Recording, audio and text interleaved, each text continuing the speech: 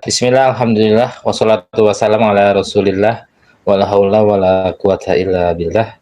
Rabbi shrah li sadri wa yassir li amri wahlul 'uqdatam min lisani yafqahu qawli. Amma ba'du.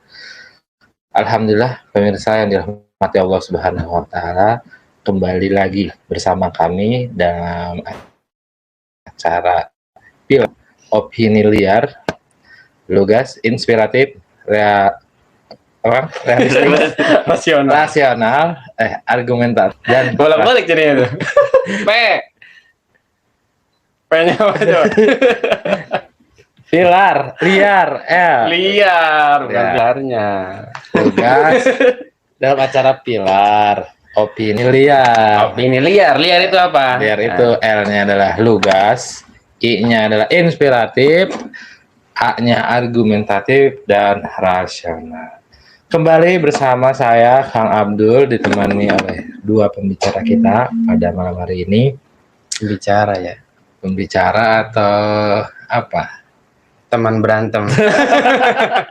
Teman diskusi kita Teman ya. ngopi lah ya. Teman ngopi pada kesempatan ini ada Kang Yuda. Kabar Kang sehat? Alhamdulillah. Alhamdulillah. Dan juga ada Kang Dedi. Sehat Kang Dedi? Alhamdulillah. Alhamdulillah. Tema kita malam hari ini bukan kaleng-kaleng, sesuai janji kita pada video sebelumnya. Kita menjanjikan akan membahas tentang demokrasi. Wah, ini habis Seru. pesta demokrasi nih. Habis pesta demokrasi, namun Dan ternyata hasilnya katanya mudarat yang kecilnya kalah Iya. sama mudarat besar nih. aduh, Gimana itu, Cik? gimana itu ya. Namun sebelum ke situ ya, agar adil, kita juga akan menjelaskan nih Apa itu? fakta-fakta tentang demokrasi, sehingga masyarakat pun paham betul apa itu demokrasi dari A sampai Z-nya. Dan juga nanti bagaimana pandangan Islam terhadap demokrasi itu sendiri, apakah bertentangan atau masih sejalan gitu ya. Nah, agar diskusi kita menarik, jadi kita bagi dua ya. Boleh. Yang sini adalah kontra demokrasi. Dari dulu saya kontra. Dari dulu ya. Pas SD, SMP masih pro. Tapi belum pernah nyoblos ya. Dan di sebelah saya ini Kang Yuda yang kontra. Tapi disclaimer ya, bukan bener. Ya, di sini maksudnya mewakili. Kayak ini aja, Deddy Corbuzier, apa? Somasi. Apa itu? Iya, Iya, somasi kan Mas, tukeran iya. tuh. Bisa tukeran. Kontra atau pro? Pro kontra. Iya. Bisa bolak-balik. Kita ya? bolak-balik kan. Oke, langsung demokrasi. Mungkin kita harus tahu dulu arti demokrasi itu apa ya, Kang? Yang pro dulu dong. Pro dulu. Ya, pro demokrasi. Saya demokrasi. Serem banget. Oke ya. Silakan. Paling disclaimer dulu ya teman-teman ya. Di sini bukan berarti mewakili dari pribadi ya. Jadi Karena rakyat. pribadi Rakyat. kayaknya ya mungkin bervariatif ya teman-teman yang menyaksikan juga gitu ya. Tapi di sini kita akan coba merangkum pandangan-pandangan masyarakat secara umum terkait demokrasi seperti apa. Ya. Gitu kan ya. Orang kemarin itu banyak kan yang pesta rakyat tadi sebagaimana disampaikan. Itu kan tandanya orang tuh euforia ya dengan pesta demokrasi itu seru kan ya. Banget. Karena demokrasi itu kenapa sih dipilih di Indonesia menurut beberapa kalangan itu memang menjadi sistem yang terbaik. Karena katanya bisa mewakili dan mengakomodir seluruh keinginan dan juga partisipasi masyarakat gitu. Yes. Setiap masyarakat bisa ikut, tidak hanya yang ahli tetapi juga yang bukan ahli pun bisa ikut dalam meramaikan suasana, berkontribusi untuk menentukan nasib Indonesia ke depan. Setuju, Kang. Setuju nggak nih dari Sebenarnya apa namanya? Rakyat ikut berpesta itu nggak sejak awal ada Indonesia. Jadi kalau nggak salah sejak masa reformasi itu pun semenjak Presiden Megawati terakhir tuh baru rakyat milih. Sebelumnya dipilih sama wakil anggota DPR MPR. Ya kan? Iya, betul. Jadi semenjak Megawati presiden, kemudian setelah beliau terakhir ada pemilu baru tuh seluruh rakyat. Sebelumnya rakyat nggak milih. Iya. Setelah itu rakyat memilih sehingga memilih. dianggap demokrasi ini adalah yang Sekarang terbaik dalam tanda kutip ya. Dianggap lebih bebas. Lebih bebas karena bisa mewakili seluruh kalangan. Tapi parahnya itu langsung parah nih. Saking bebasnya orang gila pun ikut boleh milih, bahkan ikut milih. Dan suaranya hitungnya sama seperti orang-orang yang bikin saya nggak habis pikir itu. Karena ada dosen nih, misalkan dosen doktor S1, S2, S3, profesor bahkan nyoblos hitung 1 ya. Kita ke RSJ tuh, ODGJ nyoblos 1 juga suaranya. Jadi menurut saya nggak adil. Dari sisi ini nggak adil. Oke. Namun nampaknya pertanyaan saya belum terjawab dulu pemirsa ya. Jadi makna dari demokrasi itu sendiri agar kita itu paham benar nih, utuh nih, tidak sekedar klaim-klaiman kufur. Belum ada yang bilang kufur nih perasaan nih. Udah spoiler duluan. Oh, pernah denger kan? Pernah dengar. Ada yang bilang di video-video kita sebelumnya mungkin ya. Kita langsung menjustifikasi. Nah, mungkin demokrasi itu bukan satu hal yang baru ya. Kita juga pernah belajar di sekolah dulu, di SD, SMP, SMA, sampai ke perguruan tinggi pun kita masih mempelajari demokrasi. Dari sejarah lahirnya ya, dan juga dari maknanya dulu. Makna demokrasi. Kalau di Wikipedia itu demokrasi itu kan sama di pelajaran-pelajaran juga dulu pernah saya sekolah itu. Demokrasi itu dari 2 kata demos dan kratos. Bahasa Yunani. Oh, dari Yunani. Udah Yunani ya? Iya. Yunani itu demos itu artinya kekuasaan, kratos itu rakyat. Kekuasaan di tangan rakyat. Kekuasaan di tangan rakyat ya, artinya ya dari segi bahasa. Nah, dari sejarah lahirnya, Kang, pernah tahu nggak sejarah lahir demokrasi? Seperti apa? Ya tadi ya, sebagaimana yang disebutkan sama Kang Dewi, sejarah itu nggak akan jauh dari penamaan bahasa. Berarti kan tadi sudah disebutkan, demokrasi itu bahasanya itu dari bahasa Yunani. Berarti kan memang lahirnya itu di Yunani gitu, bukan di Indonesia. Nah, ini menjadi sistem, diklaim menjadi sistem yang yang dianut gitu. Diklaim kan, boleh kan ngeklaim katanya gitu. Yang ternyata sampai sekarang itu masih kompatibel untuk diterapkan. Hampir di seluruh dunia ya. Bahkan di seluruh dunia, di seluruh mayoritas hampir ya. Di seluruh negara ya. Hampir di seluruh negara. Timur Tengah lah. Ada kerajaan. Timur Tengah beberapa ada kerajaan. Sama Brunei nggak demokrasi juga. Di hampir lah ya, tidak semua. Jadi artinya memang hampir. Karena kan kita tahu di asas demokrasi itu ada 3. Apa ya? Dari rakyat, oleh rakyat, dan untuk rakyat. Oh, itu memang sering didengar tuh ya, kayak slogan ya. Moto lah ya barangnya. Moto yang benar-benar terngiang-ngiang gitu. Kayaknya belajar itu pas SMP, namun sampai sekarang pun masih terngiang-ngiang terus gitu. Apalagi di musim pemilu berasa banget tuh dari rakyatnya, oleh rakyatnya, dan untuk rakyatnya. Dari rakyatnya apa? Suaranya. Untuk rakyatnya, oleh rakyat, dipilih oleh rakyat. Dipilih oleh rakyat. Untuk rakyatnya apa? Janji. Janjinya doang itu keren. Selama ini faktanya dapatnya janji doang. Siapa sih tokoh-tokohnya Kang yang mungkin dulu mencetuskan ide demokrasi ini gitu?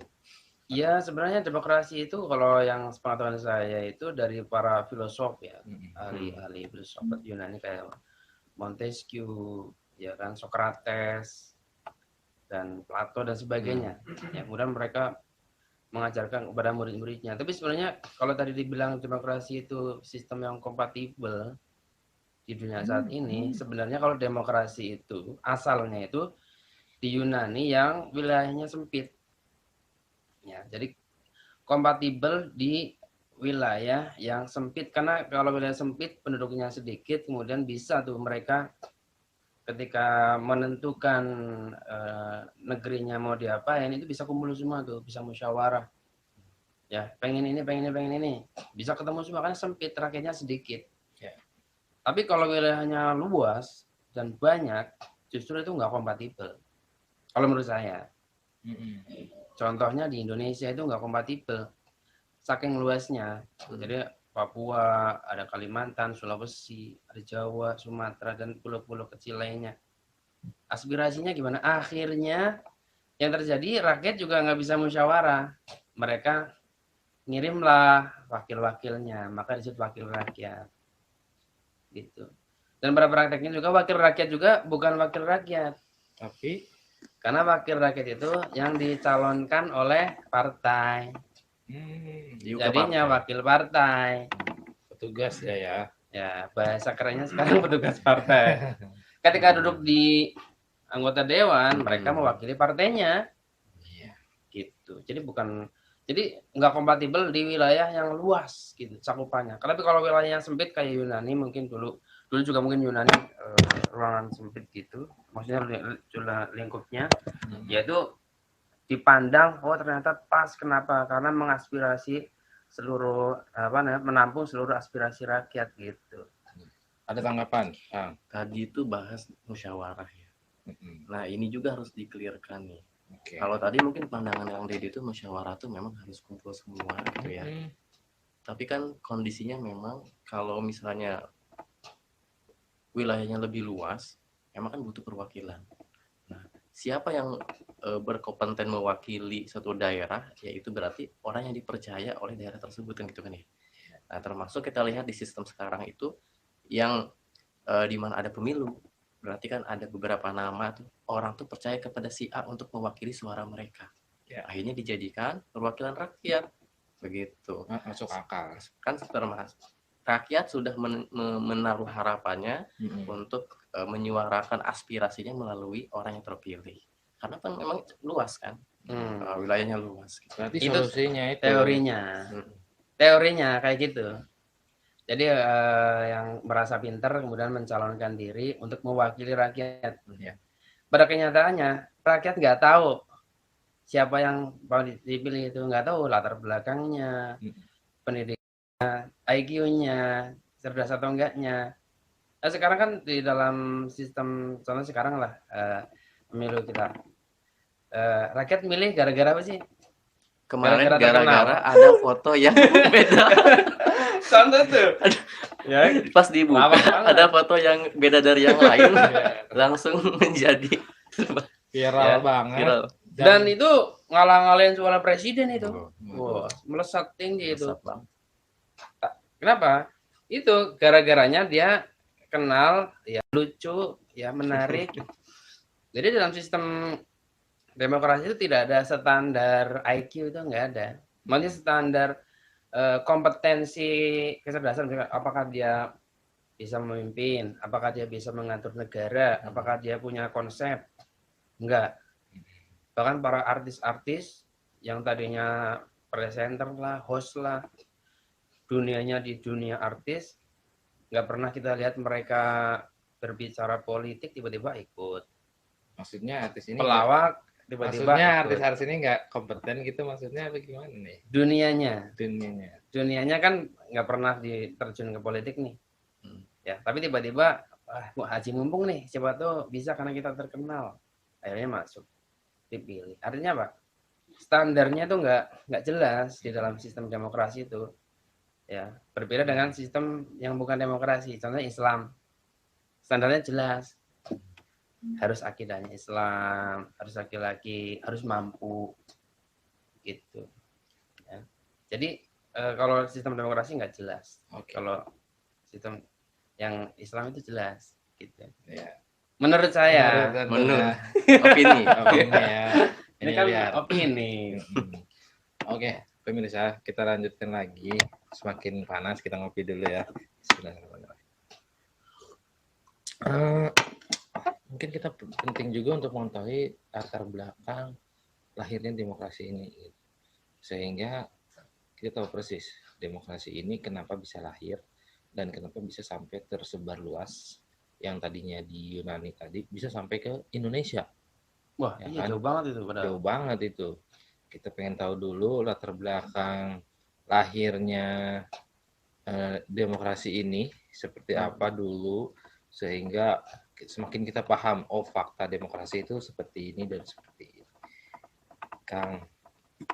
Jadi sebenarnya demokrasi itu eksisnya daripada Islam itu lebih dulu eksis Islam sebenarnya.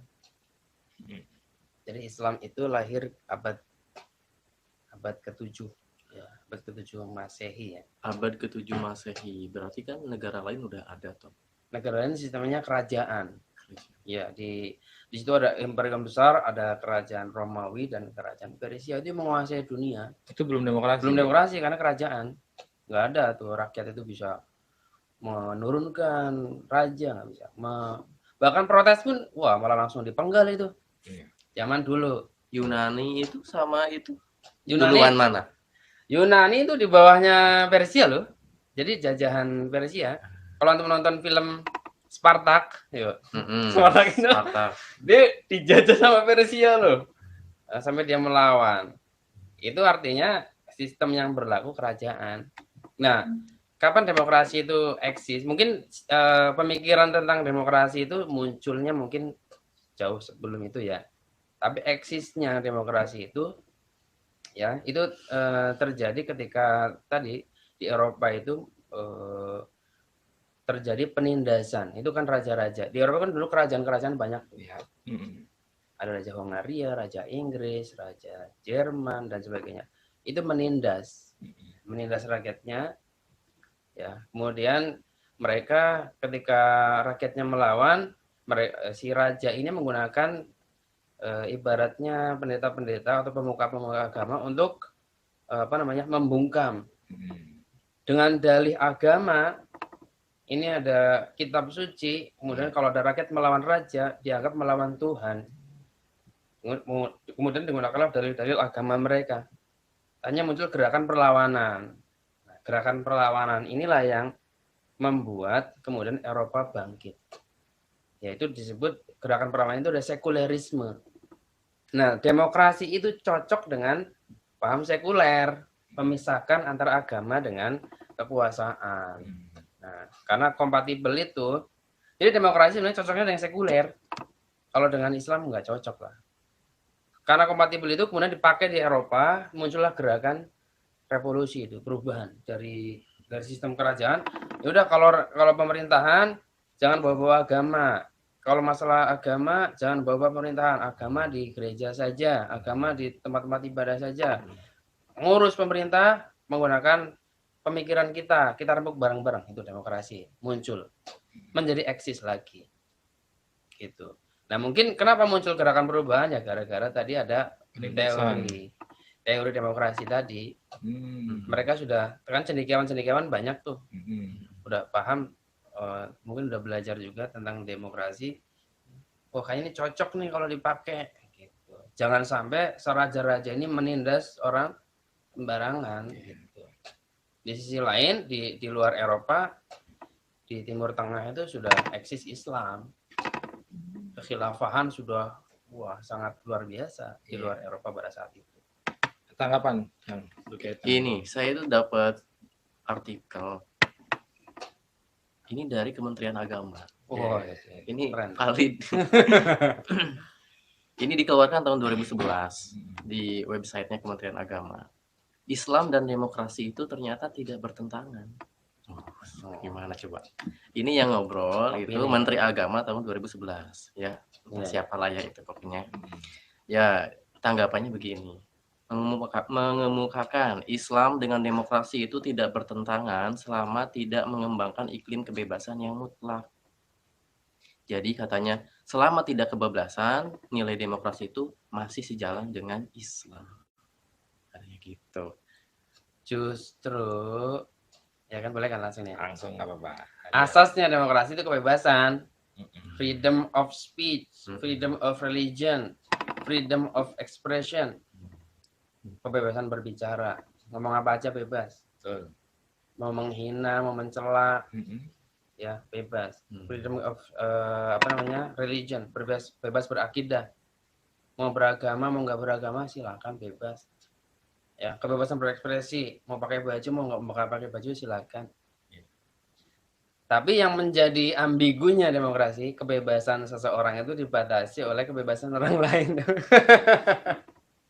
Jadi misalkan saya bebas nih, ketika ketemu sama orang lain jadi nggak bebas, gitu. Itulah yang menjadi ajaran demokrasi itu rancu sebenarnya. Asasnya adalah kebebasan, tapi ternyata kebebasan itu dibatasi, akhirnya nggak bebas juga. Nah, tadi Mungkin kan itu yang disebut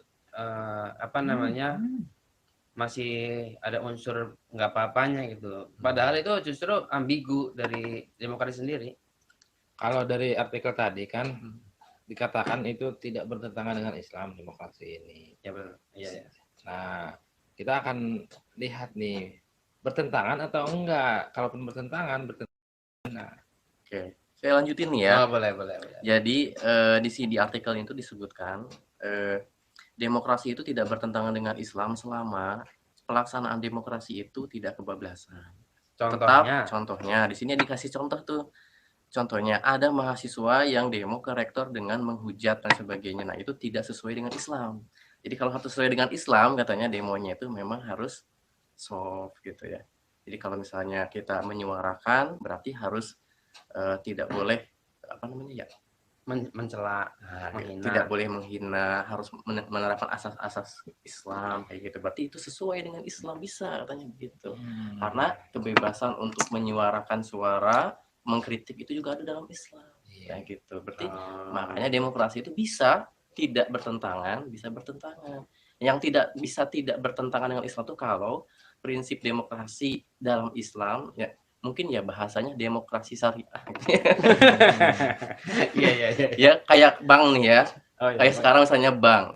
Ya jadi, pinjam ke bank kan itulah ya. Nah, terus ada bahasa lain mengatasnamakan bukan riba gitu kan, pakai bahasa riba syariah. Riba syariah. Nah, bisa jadi demokrasi juga kayak gitu nih. Memang seperti itu beliau tuh. Jadi mungkin ya poin di situ itu sebenarnya persamaan antara demokrasi dengan Islam.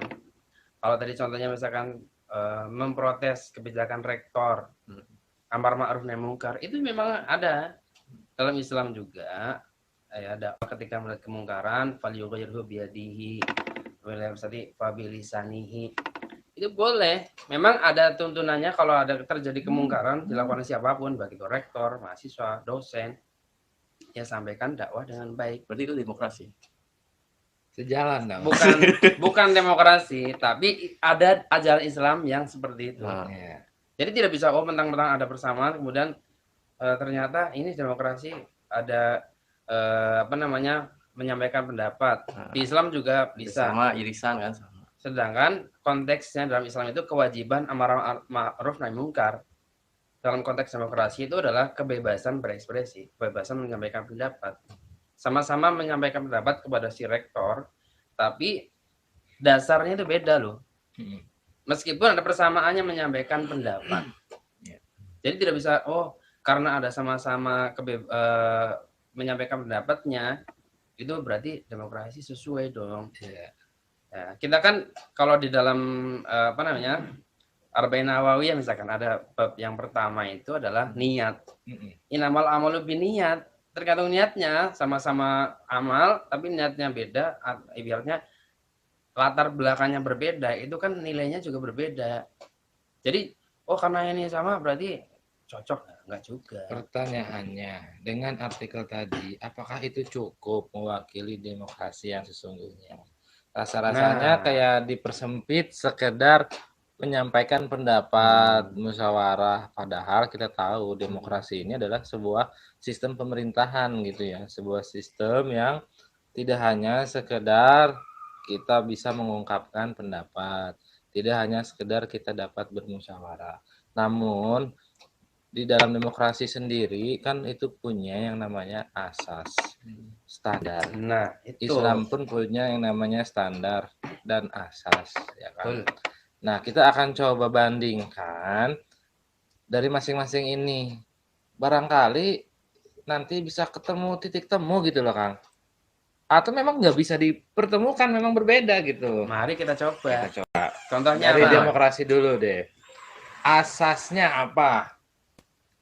Asas dari demokrasi. Dari Tadi udah jelas kan? Sudah ya. Sekulerisme.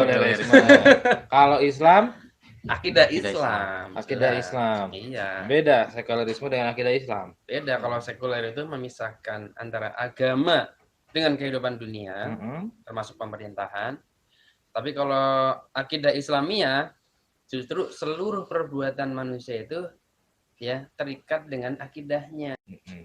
Ya, harus sesuai dengan akidah. Akidah itu kalau kita bahasakan zaman now itu ideologi lah. Karena al-aqidah, ya akidah i'tiqad, asalnya i'tiqad itu kepercayaan, keyakinan yang kuat di kepala. Itu sama dengan ideologi. Jadi mungkin ideologi Islam ya atau ideologi sekulerisme. Kalau demokrasi itu ideologinya adalah sekulerisme, cocok lah bersatu dengan sekulerisme. Tapi kalau Islam ideologinya Islam, akidah Islam, jadi memang berbeda. Ya, dari asasnya berbeda ya. Dari asasnya, meskipun ada sama tadi musyawarah dalam demokrasi juga ada, Islam juga mengajarkan musyawarah. Tapi karena meskipun ada ini kan bukan berarti menjadi satu gitu, bisa disatukan. Bagaimana sih musyawarah dalam demokrasi itu? Maksudnya misalnya kayak gimana gitu agar apakah sama musyawarahnya dalam demokrasi dengan musyawarah di dalam Islam? Coba. Ya. Misalnya kita tahu ya misalnya contohnya misalkan yang sering di anggota DPR, undang-undang pornografi, coba gimana? Atau alkohol lah. Gini lah kemarin yang katanya isu koruptor misalnya. Gimana nih hukuman terbaik untuk koruptor? Kemarin kan ada salah satu paslon ya menyampaikan hukuman untuk koruptor itu dimiskinkan, gitu kan? Itu kan bisa masuk ke ranah demokrasi pada saat diajukan ke DPR misalnya. Ya, itu kan. Hukuman untuk koruptor agar membuat jerah itu ya berarti dimiskinkan. Itu contoh. Ya. Oh itu musyawarah. Itu kan musyawarah, bisa dimusyawarahkan ternyata. Gitu. Gimana Kang? Apakah kayak gitu masih bertentangan dengan Islam? Bertentangan karena memang itu masih kurang lengkap. Gimana? Jadi dalam demokrasi itu ya memang ada musyawarah. Ya. Cuman kemudian kalau musyawarahnya mentok, itu kemana larinya? Kemana coba? Voting. Nah, voting itu adalah ya jalan terakhir yang tidak menggunakan ilmu. Ya, jadi banyak-banyakan aja. Kan nggak pakai ilmu itu. Misalkan tadi kalau saya contohkan undang-undang alkohol aja lah. Ya, atau pornografi. Di sini ada yang nggak setuju. Ya, di sini ada yang setuju. Nilainya sama, akhirnya voting. Nah, asas voting itu bertentangan dengan Islam, voting itu. Jadi voting nggak boleh ya? Karena tidak menggunakan akal, menggunakannya votingan. Kalau dalam Islam, kalau terjadi pertentangan, fa in tanaza'tum fi syai' farudduhu ilallahi wa rasulihi. Kalau terjadi pertentangan, kembalikan kepada Allah dan Rasulnya. Kembalikan kepada, kalau sekarang kan Rasul nggak ada, kembalikan kepada Al-Quran dan As-Sunnah. Ya, itu yang paling poin mendasarnya. Dan kalau dalam Islam juga musyawarahnya ada batasannya. Kalau hal-hal yang udah jelas haram, nggak boleh dimusyawarahkan. Kalau dalam demokrasi kan boleh. Ya, contohnya tadi alkohol, ya khamr ya, udah jelas-jelas haram, nggak ada musyawarah lagi. Hukuman tapi kalau di dalam demokrasi dimusyawarahkan boleh. Misalkan yang khamrnya 5%, di bawah 5% masih boleh lah, gimana? Itulah demokrasi. Kenapa bisa bertentangan dengan Islam? Karena hal-hal yang sudah jelas haram juga dimusyawarahkan. Harusnya nggak boleh dalam Islam. Iya, menarik ya. Tapi tadi menarik ya voting itu. Ya. Sekarang tuh nggak ada satupun lembaga yang nggak pakai voting dalam memilih pemimpin. Contoh misalnya ya di BEM. Masih pakai voting. Memilih RT, RW, ya terus ke atas sampai presiden itu pasti pakai voting. Bahkan lingkup terkecil di sekolah kelas misalnya memilih ketua kelas itu diajarkan memang pakai voting gitu. Nah itu itu tuh termasuk demokrasi kah ataukah termasuk musyawarah yang memang tadi sejalan dengan demokrasi atau gimana? Boleh nggak sih? Nah, Boleh nggak? untuk menjawab itu makin penasaran ya pemirsa ya, dan tanpa disadari juga waktu udah 30 menit gitu. Jadi kita akan bikin part berikutnya saja pemirsa. Pembahasannya nanti akan dilanjutkan kembali. Untuk yang awalan ini kami cukupkan dulu. Insya Allah berikutnya nanti kami berjanji akan melanjutkan kembali diskusi kami yang sangat menarik ini. Namun untuk sekarang kita akhiri dulu. Nanti kita lanjutkan kembali di part berikutnya. Oke? Setuju? Iya, boleh. Oke. Tapi kesimpulannya dulu apa? Kesimpulannya Masih 30 menit. Nggak ada kesimpulan, kasihan dong. Ya, nonton ya. Kesimpulannya, saya yakin penonton juga pada dasarnya bisa menyimpulkan. Namun secara umum, tadi kita sudah dengarkan bersama-sama perbedaan yang sangat menonjol sekali antara demokrasi dengan Islam. Kalau dilihat dari sejarah lahirnya saja, kalau Islam itu dicetuskan oleh Rasulullah Muhammad SAW ya, maksudnya diajarkannya. Padahal belum dibahas itu. Belum ya? Maksudnya kan tadi. Tahu aja ini. Spoiler. Sementara tadi sepertinya itu terlewat ya. Sementara tadi kan demokrasi kan oleh siapa tadi, Plato, orang-orang cendekiawan pemikir dari Eropa, dari Yunani gitu. Itu yang pertama. Terus dari segi asas, Islam itu asasnya adalah akidah, demokrasi asasnya adalah sekularisme. Lahir dari sekularisme, memisahkan agama dengan kehidupan. Terus banyak hal juga tadi seperti musyawarah juga yang sangat identik sekali dengan demokrasi, yang itu juga dianggap masih sejalan dengan Islam, ternyata berhasil juga dibantah bahwa Islam pun dalam bermusyawarah ada aturan mainnya. Ya, apa saja yang bisa dibahas, apa saja yang tidak perlu dibahas, dan bahkan nggak boleh dibahas karena memang sudah ada ketentuannya. Mungkin itu kesimpulannya, 3 poin itu silakan dipahami. Untuk lebih nanti bisa paham lagi ya secara utuh, saksikan di part selanjutnya. Sekian dari kami. Wassalamualaikum warahmatullahi wabarakatuh. Waalaikumsalam.